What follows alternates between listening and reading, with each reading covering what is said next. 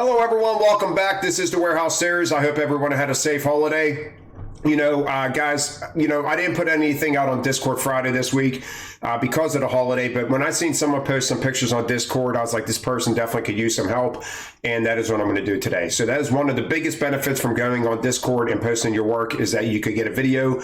Guys, maybe you didn't get the greatest trainer on earth, and you're really stuck and you don't know how to construct a pallet.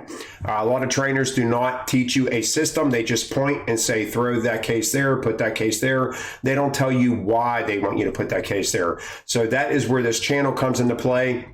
You guys post your pictures, and I'm going to do my best to try to help you become a better selector. So give me a thumbs up, comment, hit the notification bell after you subscribe to my channel. Hit that notification bell so you guys know when I post videos. And with Christmas right around the corner, guys, go check out my eBay store. I have over 1,000 sales over there. I really appreciate the people that have supported me as of now, either donating or shopping at my eBay store. All right, guys, with that being said, the first thing I want to talk about, we are at the holiday season, and usually that means a lot of overtime. Usually a lot of warehouses, it is not hard to find overtime year round, but when the holidays come in, you tend to work a little bit more. I want to tell you guys from experience, I have talked about this in the past on some other one of my videos. If you are going to work and working 12 to 16 hours a day, coming home, taking a shower, eating dinner, and going right back to bed because you have to get up early because you're going in early the following day, then unfortunately, this is you. This is you right here running on a wheel, chasing money, and unfortunately, you are wasting time. What time are you wasting? Your life. You're wasting your life away because before you blink an eye, 10 years is going to pass, and you're going to be like, wow, I made a lot of money, and I still have a lot of debt. All right, so I did this for over 10 years, 16-hour days. I was working 50, 60, 70 hours a week, if not more sometimes during the holidays. All right, living at work, coming home, taking a shower, eating dinner, got to get to bed because I got to get up early the next day because I told them I'd be in 4 hours early, and you start neglecting the important things in life, which is your family and your home life. Guys, I don't even care if you're single. You're neglecting life away from work. So 10 years I did this without a plan. After 10 years, I was still in debt. All right. If you are following my footsteps that I did for those first 10 years, make a plan. That's all I'm saying is have a plan because you don't want to do this forever. All right. Don't do this forever. I'm telling you right now, don't do it forever. I have never been happier since I've left the warehouse. Is because this is what warehouse life is all about, is you running on a wheel, chasing money, and wasting time. All right, guys, so let's get on to the breakdowns that I want to go over. So this person here posted some pictures, and I really feel like they're struggling. They are a new person. So the first thing I want to point out is that we got a really tall pallet, really small pallet. I always like to say, does your warehouse emphasize that we need the first pallet built up as high as we can get it? Because if they do, then you have to continue building this way. But if they are pretty lenient on pallets being a little bit smaller, then let's start spreading out the pallet to the back pallet if this is the same store. Also, I talk about how crucial it is to know when to start your second base. All right, so we started our first base, and honestly, you did a great job, like up to this Prego leaning in. All right, the spaghetti sauce. Although this tuna here, I would have faced inwards too. Remember, guys, especially when you have a lot of small cases like this, the more cases you have facing towards the middle. My cross and T, I tell you guys all the time, when you have bigger cases in dry goods, it doesn't matter. Produce, dairy. I always say after you establish a base, start the cross and T method. When you have a lot of small cases like this, everything is so mixed up.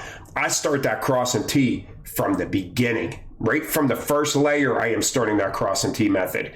And I'm trying to focus on that if I'm getting all these small cases. So let me go back to the second base. You have multiple starting points in your warehouse. It might be 4, 5, 6 of them. All right. In our dry goods, we had 10 owl. We had 22 owl. We had 32. 48, 58, 68. All right, so we have a lot of starting points. You should learn your starting points. And within those starting points, you should know where I am going to start my second base. If you don't, then you need to start learning where that needs to be. Is it around the flour?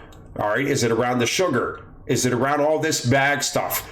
All right. Maybe right here is when we start building our second base. So the cans that you have back here, if they came in this section, I would have kept all my cans here, and I would have started probably sticking my sugars and my flour, and all these bag items would have been starting on the second thing. All right, because we got breading back there, but that's the first thing I want to say. One is start your cross and tee method very early on this, and if you have not seen my cross and tee, please watch. Two, learn when to start your second base. That's very, very crucial, when to start that second base. All right, so the next thing I want to talk about, anytime you put a case down and it's leading into a gap, it 1000% does not belong there. Does not belong there. Does not belong there, okay? That's okay. You get a lighter case that's not going to really tilt anything over. Not that much of a big deal, but we really need to start focusing. See how you are like one this way, one this way, one this way, one this way, back in. This is not tying in, all right? My cross and tee method teaches you keep pointing cases towards the middle of this thing. And then what we do is we're going to offset. So if you would have took these tunas and faced them in, it's not going to cover up this whole big case right here. We're going to have a little lip. So then we tie this case and this up and down here. See, it's just, you need to watch my cross and tee videos. All right. This is not an easy order to do. I think we would have benefited a lot more if we would have put some of this stuff back here. Warehouses tend to tell you to build up the front pallet as high as you can get. Please inquire in your warehouse, because my warehouse didn't care. We could build both of these pallets if they're the same store. We could build both of these pallets the same height. All right, so I could have two pallets this size and not have to worry about all this stuff up here. So that is a couple things I want you to focus on. I'm going to go to your next picture. The slip sheets. On an order like this, I don't mind the slip sheet because it is a lot of cases and it's a very big order. Crisco, when you have anything like this, I told you guys with the big gravies, like the big cans, anything, big flat cases, corner facing in towards the middle of this pallet, not this direction. Why? Because when you take this and you point it in, you are locking everything in towards the middle of this pallet. When you take this and run it the length of the pallet and lock it into this part of the pallet, we tend to build columns that fall over. When you have cases pointing in, you're going to secure that pallet a lot tighter, I promise you. You didn't do a bad job on the back, broken wood. 1000%. If you throw this wood down, I don't even care if you back under it and you notice it's broken, get rid of this. All right, because we have no bottom board on here. These cases are going to dip that board in. It possibly could buckle this middle here or even the ends. I've seen it happen so many times.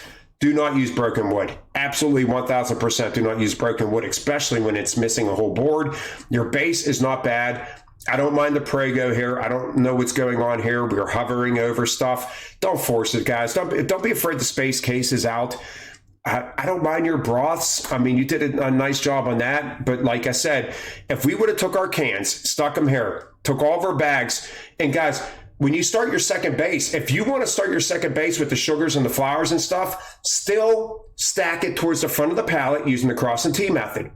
All right. So I'm going to take my sugars. I'm going to put them in the front corner facing in. I'm going to take my flour and I'm going to stack it on the other side. And I'm going to keep building up the front of my pallet, of my back pallet with my bags, leaving the rest of the pallet exposed for possibly broths or something heavier.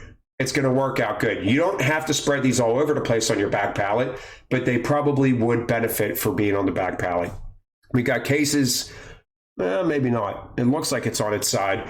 But, I mean, I like your top part. This top part's not bad. I would have kept my Crisco facing in, but your top part's not bad. You have a lot of good tendencies. I don't know how long it took you to build this. I know I'm talking a lot, but I really want to help this person out. Now, this is a blurry picture of the front. Once again, we got all these leaners. They have no business leaning. You know what would solve this? First of all, get rid of the slip sheets. This is why I hate slip sheets, because you're forcing stuff in where they don't belong. I do like your long mayo pointing towards the middle, but this right here, this aerosol, all we had to do is slide these cans over against a Prego, because we got a gap here, and yeah, some of our case would be leaning into the gap, but if we would have slid the white case over to lean against a Prego, this would have sat flush on top of it, and we wouldn't have had this, all this crap going on in the middle of your pallet. I hate slip sheets. And this is one of the main reasons why.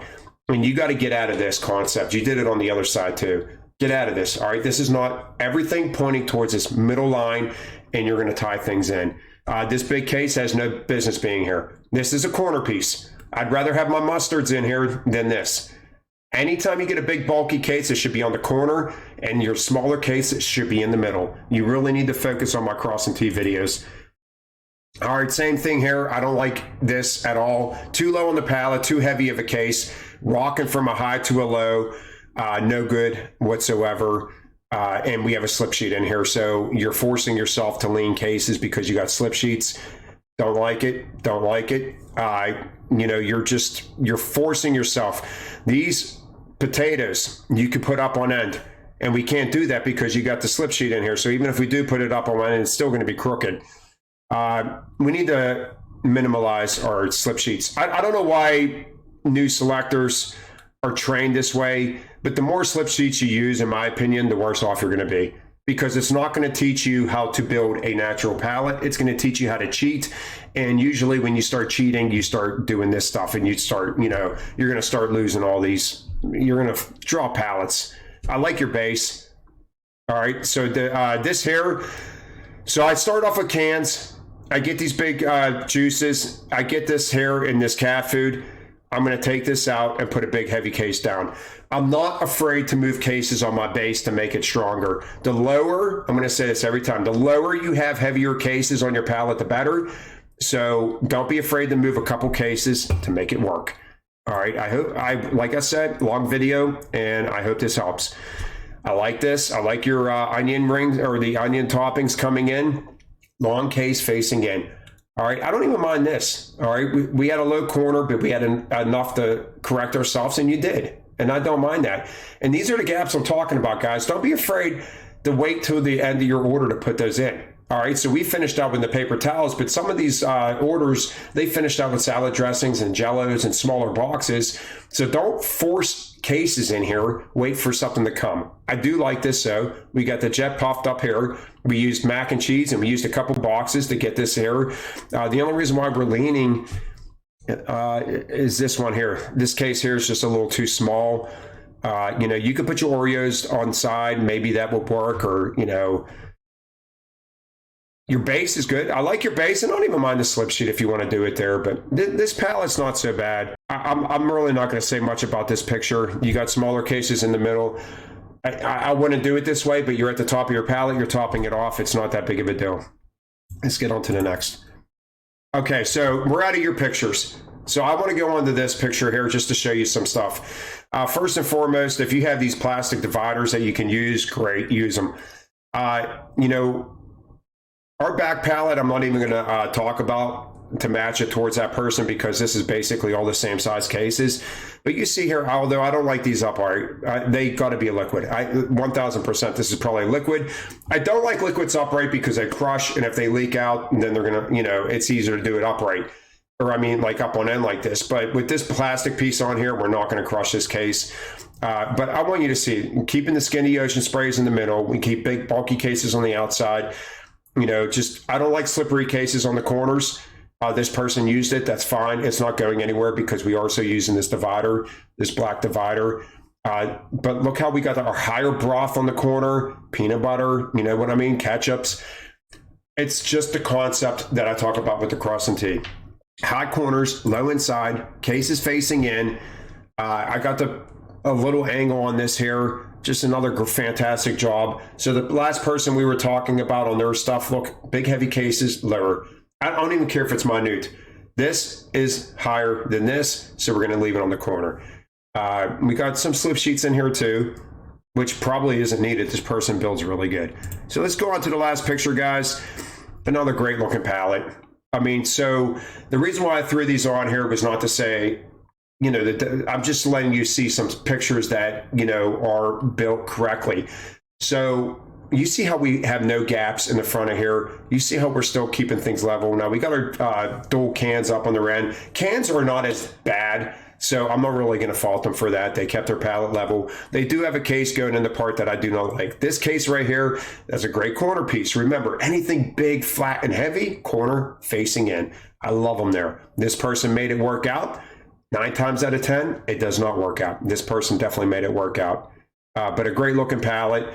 And see how we just, guys, sometimes your base stops here. Sometimes it stops here. This base goes all the way to here.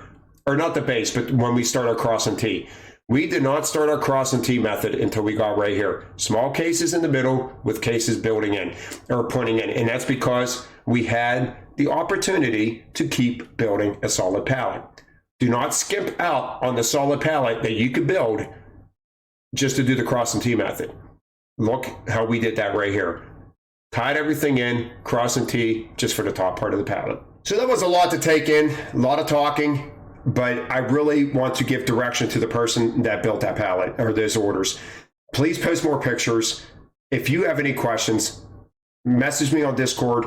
I will make another video for you and do the best that I can. I hope what I talked about today really helped. Once again, I know it was a long video. I apologize for that, but I really want to help this individual. Have a nice weekend, guys. I'll see you next week.